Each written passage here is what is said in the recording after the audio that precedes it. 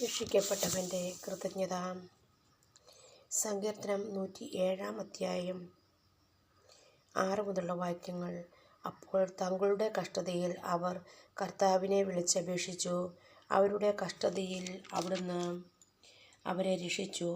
വാസയോഗ്യമായ നഗരത്തിൽ എത്തുവോളം അവരെ അവിടുന്ന് നേർവഴിക്ക് നയിച്ചു.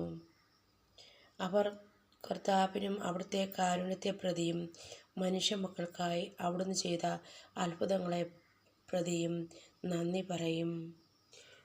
കാരുണ്യവാനായ ഈശോയെ, അങ്ങ് ഞങ്ങൾക്ക് നൽകുന്ന അനുഗ്രഹങ്ങളെ ഓർത്ത് ഞങ്ങൾ അങ്ങേക്ക് നന്ദി പറയുന്നു.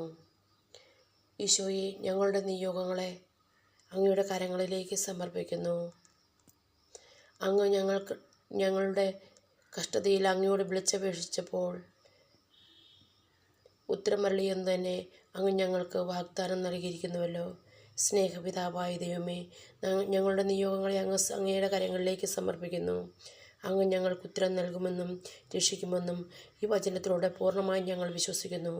വചനം യേശുവിൻ്റെ വാക്കാണല്ലോ. ഈശോയെ, ആ വചനത്തിൽ വിശ്വസിച്ച് അങ്ങയോട് ഞങ്ങൾ യാചിക്കുന്നു. ഞങ്ങളുടെ ആവശ്യങ്ങളിൽ അങ്ങ് ഇടപെടണമേ. സ്വർഗസ്നായ ഞങ്ങളുടെ പിതാവേ, അങ്ങയുടെ നാമം പൂജിതമാകണമേ. അങ്ങയുടെ രാജ്യം വരണമേ. അങ്ങയുടെ തിരുമനസ്സ് സ്വർഗത്തിലെ പോലെ ഭൂമിയിലാണമേ. അന്ന് വേണ്ടിയ ആഹാരം ഞങ്ങൾക്ക് തരണമേ. ഇത് ഞങ്ങളോട് തെറ്റ് ചെയ്യുന്നവരോട് ഞങ്ങൾ ക്ഷമിച്ചിരിക്കുന്ന പോലെ ഞങ്ങളുടെ തെറ്റുകൾ ഞങ്ങളോട് ക്ഷമിക്കണമേ. ഞങ്ങളെ പ്രലോഭനത്തിൽ ഉൾപ്പെടുത്തരുത്, തിന്മയിൽ നിന്ന് ഞങ്ങളെ രക്ഷിച്ചുകൊള്ളണമേ. അമ്മേ, നന്മ നിറഞ്ഞ മറിയമേ സ്വസ്തി, കർത്താവ് അങ്ങയിലൂടെ സ്ത്രീകൾ അങ്ങനെ ഇരയിക്കപ്പെട്ടവളാവുന്നു. അങ്ങയുടെ ഉദരത്തിനും പരമായ ഈശോ അനുഗ്രഹിക്കപ്പെട്ടവനാവുന്നു.